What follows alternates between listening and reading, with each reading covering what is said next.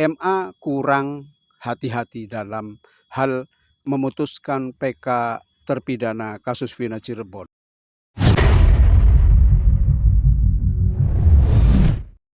Halo masyarakat Cirebon yang saya hormati dan juga salam hormat saya buat para terpidana yang masih di lapas, yang kita tahu semua bahwa 7 terpidana plus Saka Tatal itu PK-nya ditolak oleh MA. Walaupun dengan semua kejanggalan-kejanggalan yang ada, DPO fiktif, penetapan Peggy Setiawan yang akhirnya menang di pra-peradilan, pada akhirnya 7 terpidana mengajukan PK dengan novum-novum baru ya. Saya nggak tahu novum itu apa karena saya juga masyarakat awam yang tidak mengerti masalah hukum.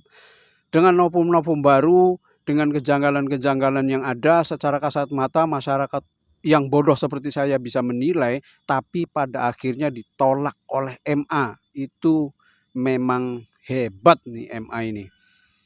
MA tidak punya kepekaan hukum, kepekaan akhlak, kepekaan situasi yang bisa jadi mereka harusnya mempertimbangkan untuk lebih teliti, lebih concern segala macam yang ada di PK itu. Atau bagaimanalah, yang jelas seharusnya mereka mengedepankan rasa kemanusiaan. Nggak ada undang-undang itu yang harusnya melanggar kemanusiaan. Itu tidak ada. Undang-undang diciptakan tidak untuk di bawah rasa keadilan, rasa kemanusiaan. Itu tidak mungkin. Undang-undang harus di bawah rasa kemanusiaan. Itu seharusnya. Jadi kepekaan terhadap perkara yang kebanyakan itu kejanggalannya daripada sinkronisasi keadaan, itu seharusnya MA bisa lebih teliti lagi untuk mengecek bagaimana PK itu diterima atau ditolak. Kalau menurut saya sebagai masyarakat awam, orang yang berpendidikan rendah, MA kurang hati-hati dalam hal memutuskan PK terpidana kasus Vina Cirebon. Karena saya yang sedari awal mengikuti kasus ini, mengikuti sidang PK, berharap anak-anak itu akan terbebas dengan PK. Ternyata prediksi saya meleset. Mungkin ya, walaupun berpendidikan tinggi, tapi empati sebagai manusia itu sudah minim, makanya MA menolak PK 7 terpidana itu. Sebenarnya walaupun MA menolak, kalau Prabowo sebagai presiden yang masih punya rasa kemanusiaan, walaupun beliau mantan militer, tapi hati kan tidak ada yang militer. Perasaan kemanusiaan itu tidak ada yang militer, semuanya sama. Hanya fungsinya saja, difungsikan atau enggak itu rasa kemanusiaannya. Prabowo-nya harusnya turun di sini nih, turun. Di momen seperti ini kalau memang Prabowo itu presiden idaman rakyat, harus turun.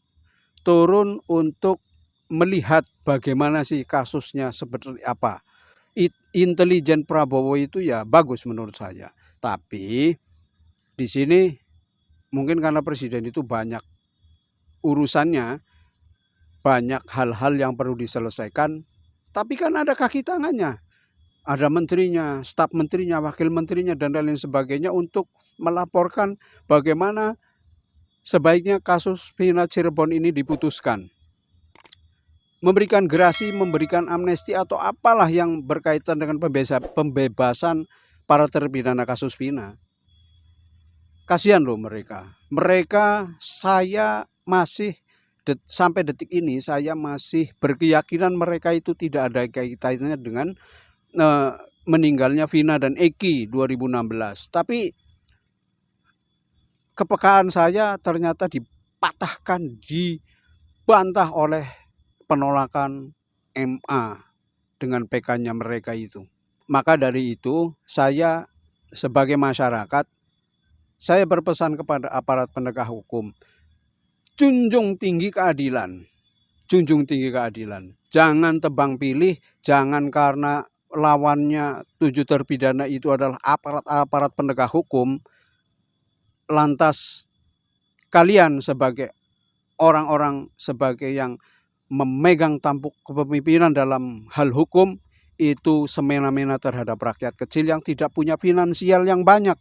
Bahkan ada yang ibunya meninggal, ada yang rumahnya dijual karena untuk membela bagaimana caranya anak-anak mereka yang saya sendiri salah satu orang yang meyakini bahwa mereka itu tidak terlibat, tapi PK-nya diabaikan oleh aparat penegak hukum, dalam hal ini MA yang pendidikannya lebih tinggi, yang menurut saya kurang optimal dalam memakai akhlak dan peri kemanusiaannya. Makanya saya kaget sekali saat ada berita keputusan PK itu ditolak oleh MA. Benar-benar sebagai saya, sebagai manusia biasa, sebagai rakyat kecil yang menurut saya itu, saya pengen ngamuk. Bukan karena apa-apa. Kasus seperti 7 terpidana ini, kasus Vina Cirebon, bisa saja terjadi kepada siapapun. Bisa saja menjerat siapapun sebagai orang kecil. Gitu loh ya. Dengan orang yang finansialnya banyak dia dalam kasus apapun, seperti Ronald Tanur, seperti Muiz yang suaminya Sandra Dewi apa Dewi Sandra ya, lupa, saya suka kebalik-balik. Itu dengan hukuman yang cuma 7 tahun dengan kerugian yang potensi merugikan negara sekian ratus triliun, itu hukumannya ringan banget loh. Bahkan Ronald Tanur yang punya duit miliaran itu bisa nyogok dan sempat bebas walaupun akhirnya ditangkap lagi. Nah, berbeda kasusnya dengan kasus Vina Cirebon. Bagaimana mereka harus mendekam di penjara sampai mati, sampai tua gitu loh. Bagaimana perasaan kalian sebagai penegak hukum di ring-ring 1 di pusat? Otaknya selama di dalam pendidikan itu fungsinya apa? Peri kemanusiaan kalian, hati kalian itu dipakainya di sebelah mana? Yang plus atau yang minus, negatif atau yang positif yang dipakai? Kalau saya harusnya teliti. Bagaimana caranya, kok begini amat kasusnya? Kejanggalan bukti-bukti, keterkaitannya saling bertentangan, tapi PK-nya tetap ditolak dan mereka tetap menjalani hukuman seumur hidup. Itu kan kasihan.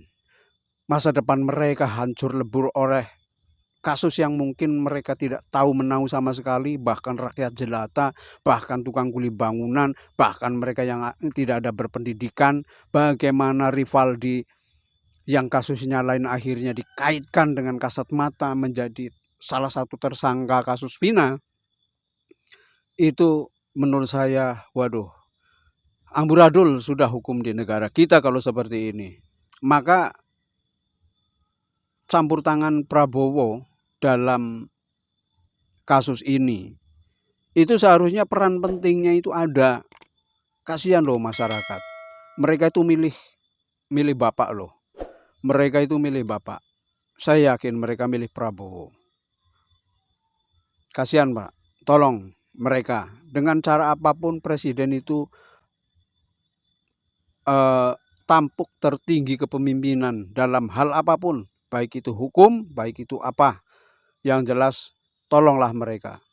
Jangan biarkan mereka itu terjebak oleh kasus yang belum tentu mereka lakukan. Tolong ya Pak Prabowo ya. Semangat buat para terpidana. Mudah-mudahan ada jalan dari Tuhan Yang Maha Esa untuk membebaskan kalian dari perkara-perkara yang tidak kalian lakukan. Assalamualaikum.